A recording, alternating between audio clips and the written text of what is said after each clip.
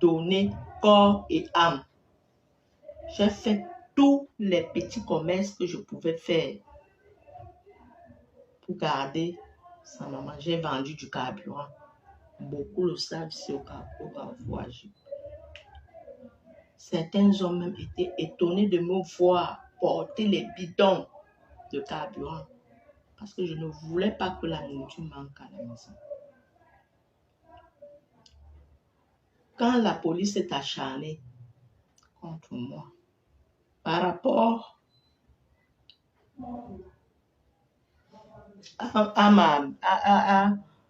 au carburant que je vendais, on m'a tout pris. Je suis restée comme ça. J'ai demandé à Belka qui était déjà en Europe, s'il te plaît, tu peux m'aider? S'il te plaît, donne-moi un peu de quelque chose pour que je continue. Il ne m'a rien donné. Je me suis battue. J'ai pris l'argent chez les locataires que mon père m'avait laissé. Je prenais l'argent là. J'ai concocté cet argent et j'ai commencé un nouveau commerce. Le nouveau commerce, c'était quoi? C'était le câblage télé. Les gens m'ont vu câbler les maisons ici pour avoir de l'argent. Alors, j'ai fait comme je pouvais. Les enfants tombaient malades. Sa maman tombait malade. Mais je n'avais pas, même pas un radis qui venait de la France pour s'occuper de sa maman. Il revient au Cameroun pour la première fois en 2006. Il trouve dans un macabre terrible. Je veux dire, la maison coulait partout. Les plafonds étaient tombés et tout et tout. Je me débrouillais comme je pouvais. Quand il pleuvait, c'était la course à la mort. Il fallait mettre les assiettes, courir, aller verser de l'eau et revenir. Toujours, c'est tout ce que je faisais. Alors, M. Belka arrive au Cameroun pour la première fois. Après 6 ans, il veut aller dormir à l'hôtel. Je demande à Koti, parce que c'est Koti et moi et une de mes filles sommes allés le prendre, l'accueillir à l'aéroport. Qu'est-ce qu'il fait? Il nous dit qu'il va aller dormir à l'hôtel. Je dis à Koti, non. Parle à ton fils, qu'il vienne voir au moins l'état de la maison où je vis avec sa mère. Avant de rentrer à l'hôtel, Koti me dit, ma fille, tu as raison. Papa Koti va vers lui et lui dit que tu vas dormir à la maison. Il faut que ta maman te voie. C'est ainsi qu'il vient, il dort, il constate. Je lui dis que papa, comme tu es venu pour un spectacle, pardon, change. Le côté de maman même est déjà presque tombé. J'ai même peur que la toiture se renverse sur maman. S'il te plaît. Il le fait. Après, ce qui m'a étonné sur Belka Tobi, c'est que il a de l'argent, mais il ne peut pas mettre la famille à l'aise. Alors, je lui ai parlé. Monsieur Belka, comment est-ce qu'on peut être dans la maison? Tu viens d'arriver, tu ne peux pas faire. Oh, je n'ai pas l'argent, je n'ai pas l'argent, je n'ai pas l'argent. Je continuais à travailler pour la maison. Je travaillais pour la maison. Et un jour, M. Belka prend ses valises, il rentre en Europe. Il me laisse avec les factures de lumière. Il me laisse avec les factures un peu partout. Il me demande, va prêter l'argent pour ceci, va me prêter l'argent. Mon argent ne suffit pas, je dois rentrer. J'arrive là-bas, je vais t'envoyer l'argent. Moi, bête. Mais je suis la bête de Dieu.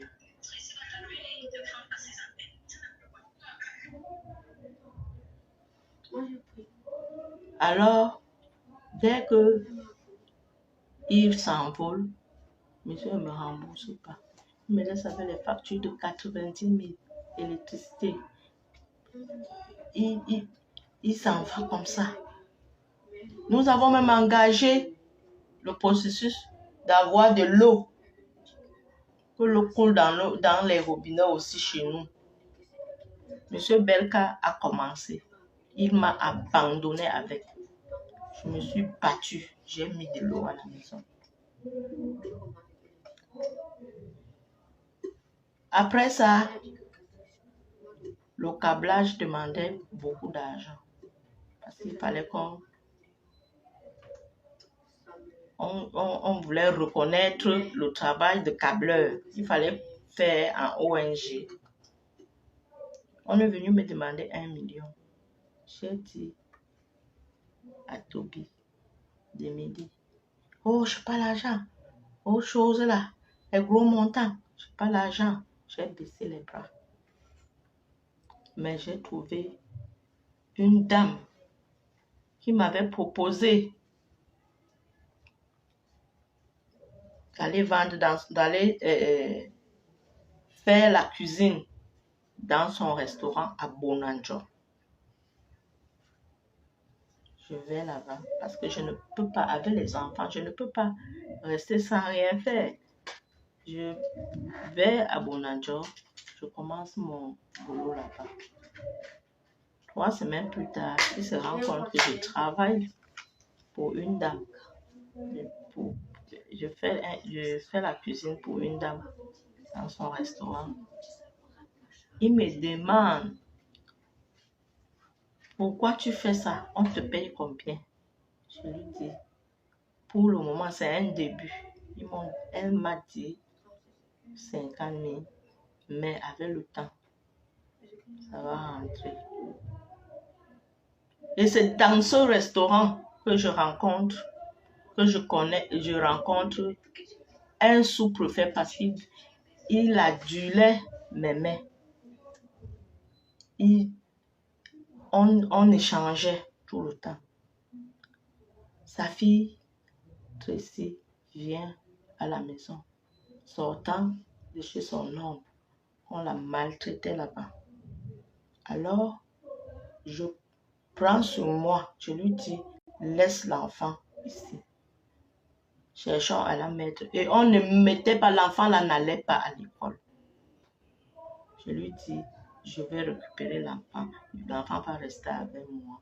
Alors, paye l'école de l'enfant. Belka m'a donné l'argent pour que j'introduise l'enfant au lycée de Nouvelle. Je suis passée par ce préfet pour introduire l'enfant au lycée. Alors, c'est comme ça que je vis. Je mène ma vie avec les enfants. Monsieur est à Paris. Il joue sa vie là-bas. Il cache, il joue, il cache. Mais il me dit tout le temps, il n'y a rien, c'est dur, c'est fort, ça ne donne pas. Jusqu'au jour où je me rends compte que sur mon dos, il y a un bébé. On m'amène 3 heures du matin, ce bébé ici, de 10 mois, que j'ai gardé jusqu'aujourd'hui. Cet enfant a 14 ans. Cet enfant fait la classe de 3e anglophone. Comme ça ne suffisait pas, quelques années plus tard, il me ramène les jumeaux. Je sortais d'un Covid où j'étais à 85% atteinte On m'a imposé les jumeaux. Je n'ai rien dit. J'ai fait de mon mieux avec les jumeaux. Mais les injures, à tout moment, les problèmes, quand il vient au Cameroun, il doit créer des problèmes. Il doit créer des problèmes pour fuir les factures qu'il ne paye pas. Je dois rester pas derrière, me débrouiller et payer. Alors, c'est comme ça que j'ai vécu avec ce monsieur jusqu'au jour où, au mois de, en 2000,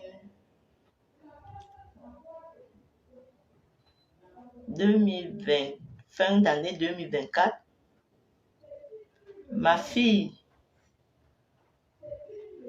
me dit, elle est enceinte, elle me dit, maman, moi je suis très loin à Bonabéry, dans le bas fond de Bonabéry. Sortir de là avec la voiture, c'est des problèmes pour moi. Trop de secousses. Et bientôt, je dois accoucher. J'accouche par césarienne. S'il te plaît, maman, est-ce que je peux venir pour quelques jours chez vous pour finir avec mes examens prénataux avant de rentrer, attendre le jour J. Je lui dis, je demande d'abord à papa s'il va accepter. Elle me dit, demande alors. Dans la nuit, pendant qu'on dormait, je lui dis, papa, l'enfant m'a soumis un problème. J'étale le problème. Il me dit, il n'y a pas de problème. Alors, j'appelle l'enfant, je dis à l'enfant, tu peux venir. L'enfant est venu. Il a vu l'enfant. Il n'a pas posé de problème. Je lui sers à manger. Il mange. Pendant qu'il mange, ses amis viennent. Il dit à ses amis, il pose ce problème à ses amis. Et j'ai ma fille là qui accouche seulement par césarienne. C'est quoi? Et sa mère veut la prendre ici. Pourtant, je ne voulais pas la prendre ici. C'était juste un passage.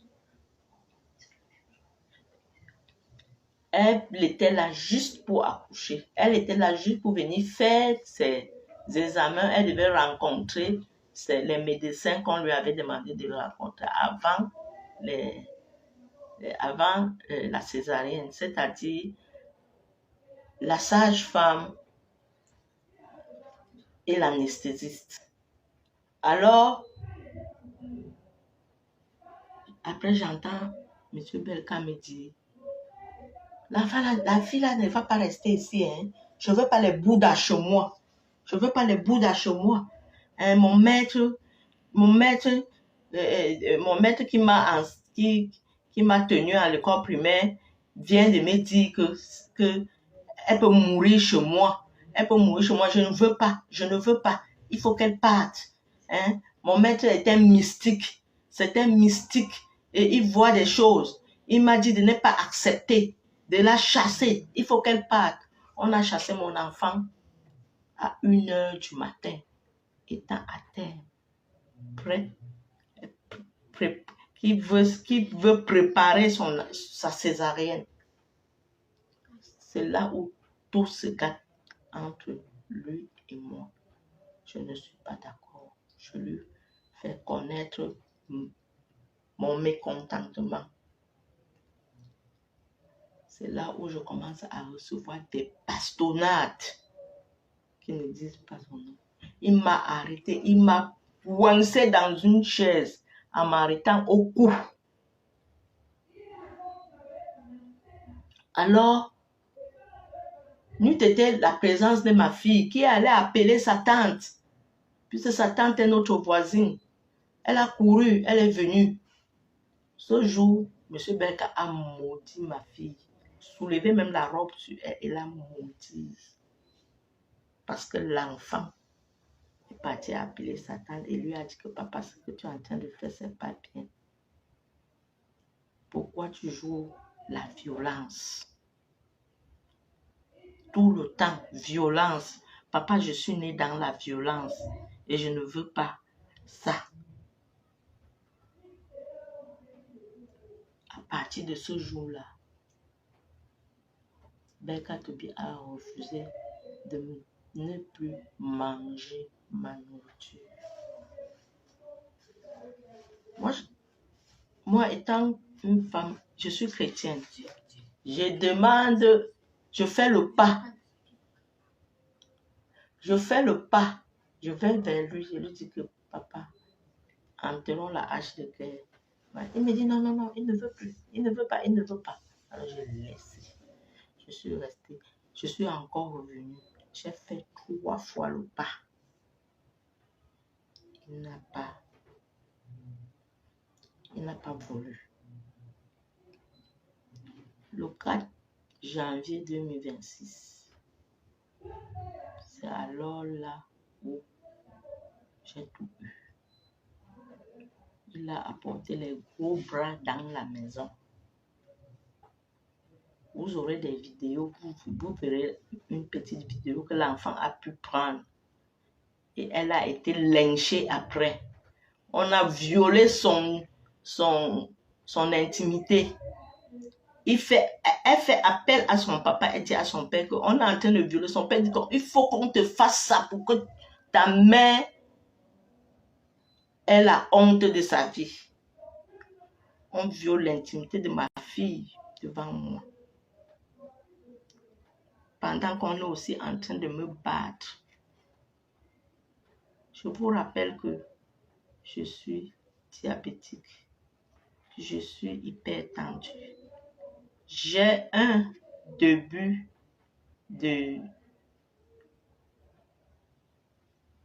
d'insuffisance rénale. Je suis même handicapée de la main gauche. Ça fait 2 ans. Mais tous les jours, on me rappelle dans la maison, si tu ne peux plus rien faire, si tu ne sers plus à rien, il faut me laisser prendre une autre femme pour qui s'occupe de moi.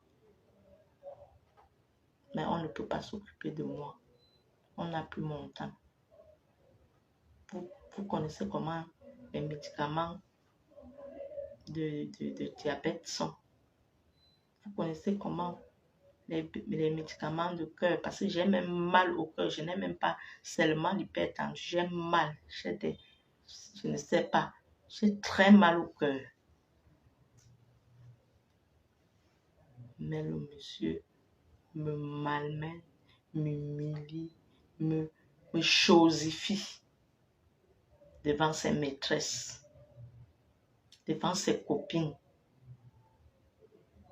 Je dois préparer pour ses copines, sinon c'est des problèmes. C'est après même que je me rends compte que c'est une de ses copines. On me raconte des histoires à dormir debout.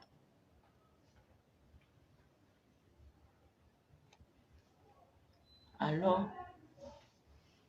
mes frères, mes soeurs, aujourd'hui je suis celle qui veut vendre son patrimoine.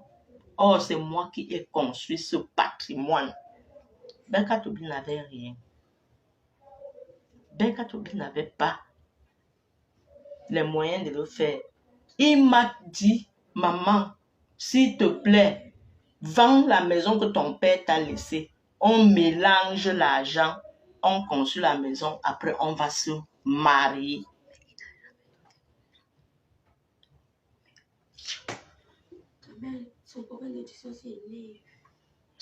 Alors, je mets l'argent, il ne me donne pas l'argent pour qu'on construise cette maison.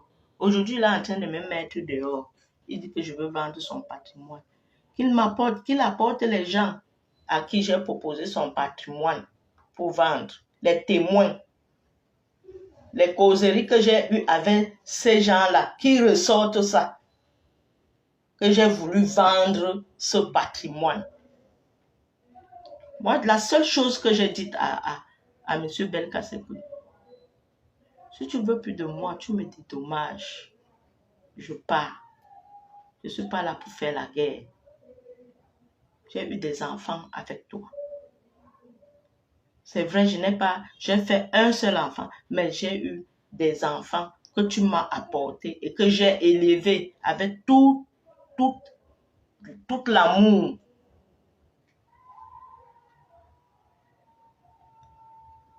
Mes frères, je vais vous laisser. C'est tout ce que j'avais à vous dire.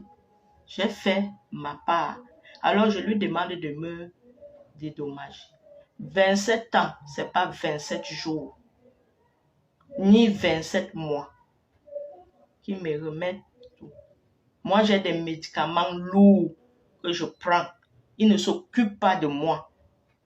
Actuellement que je vous parle, je suis en train de chercher le sac de mes médicaments. Je ne trouve pas.